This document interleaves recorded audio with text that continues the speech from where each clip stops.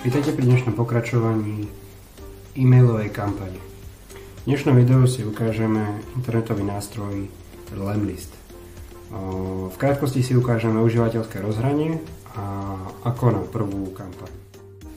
Lemlist ako nástroj slúži na vytváranie e-mailových kampaní a s nimi spojené sekvencie, kde si vieme nastaviť rôzne časovanie alebo logiku. Takisto ďalej nám slúži na sledovanie úspešnosti našich kampaní, metriky ako click-through rate, open rate a podobné. Takže ako začať? V prvom rade si prejdeme na lemlist.com a zaregistrujeme sa. Je to síce platený nástroj, ale je možnosť vyskúšať si ho na 14 dní zadarmo po zaregistrovaní sa. Takže zaklikneme Try for free, ktoré nás preniesie na ďalšiu stránku, na ďalšie okno, kde si zadáme e-mail, heslo, neskôr sa tam zadáva aj meno a dátum narodenia. Po zaregistrovaní a prihlásení sa na stránke nás čaká takéto okno. V prvom rade treba si overiť e-mailovú adresu a vieme ďalej pokračovať. Takže tu je hlavné okno, a teda dashboard. Tu sú nejaké tie prvé kroky, ktoré človek musí spraviť, ako som spomínal. Potom, ak máte nejaký problém, potrebujete nejakú pomoc, prípadne nejaké tipy, triky. Ďalej, teda už keď si chcete vytvárať kampane, musíte prejsť do tohto okna kampane. Tunak je ich zo pár pripravených na začiatok.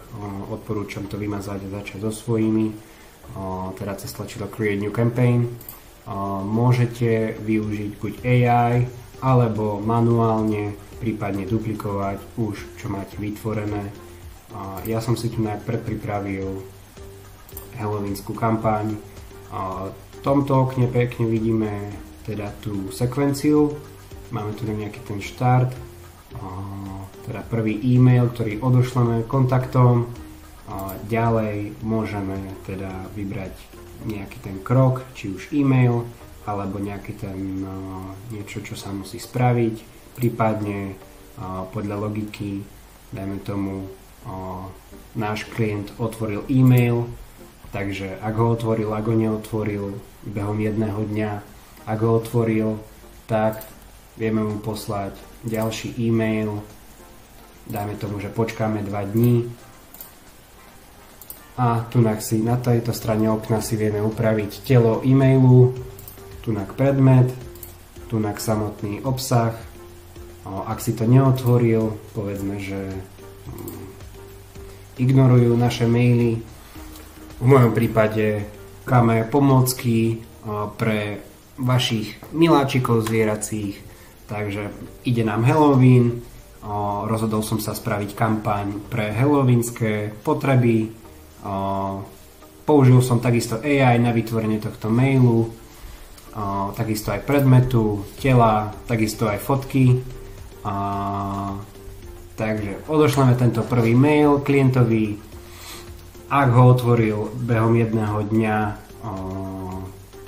povedzme, že počkáme, ak nie, nemusíme čakať, vieme si to aj vymazať, upraviť a teda môžeme upraviť nejaký iný mail, prípadne ak neodoslal, v mojom prípade ja už som si predpripravil ďalší template, označil som si to ako retarget, chceme znova odoslať, znova ich kontaktovať, takže ja využijem tento template, prípadne odošlem tento rekontaktný e-mail, dajme tomu znova, počkáme chvíľu a po nejakom čase, dajme tomu po 3 dňoch, máme znova pripravený template na zľavy po Halloweene. Znova kontaktujeme zákazníka po Halloweene so zľavami, so zvyšným skladovými zásobami.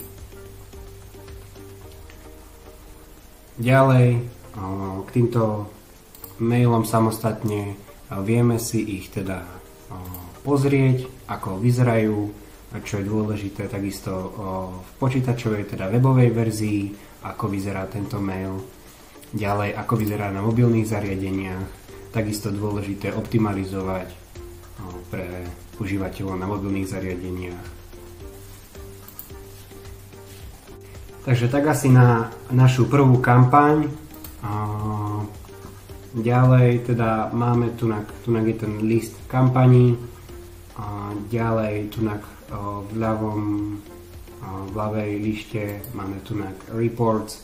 Tunak môžeme vidieť teda, že koľko napríklad mailov sme odoslali, koľko z nich sa otvorilo, koľko z nich bolo otvorených, koľko z nich bolo prekliknutých, koľko linkov, teda webových odkazov v mailoch bolo prekliknutých, koľko nám napríklad zákazníkov odpísalo na tieto maily a potom napríklad koľko zákazníkov si s nami dohodlo stretnutie cez rozšírenie Lemcal.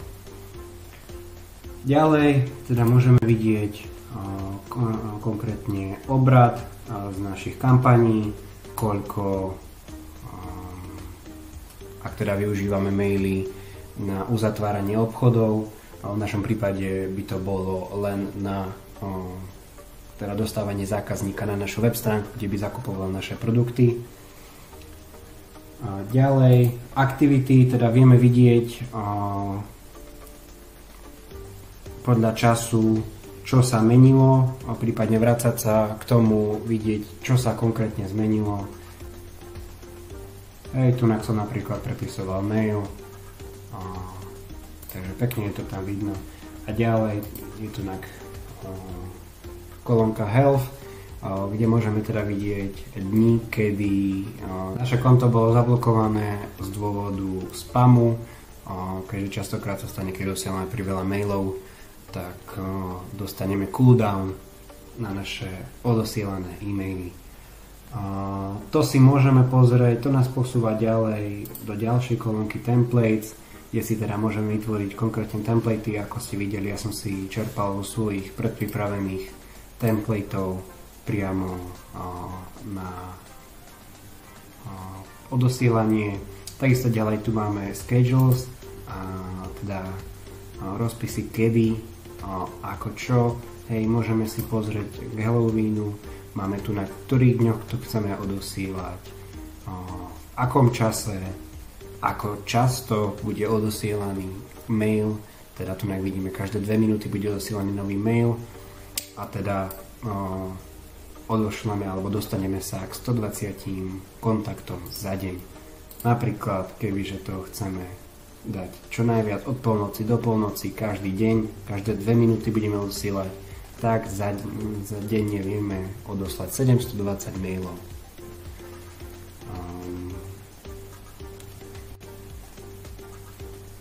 A ako poslednú vec, na čo sa pozrieme, je úprava tímov. Tu na dole môžeme vidieť teda náš tím, ktorý vieme upravovať, vieme pozvať užívateľov cez mail a teda akú rolu im dať, keď pracujeme v tíme, prípadne externých užívateľov vieme s tým, že musíme im dať aj heslo a ich vlastné prihlásenie.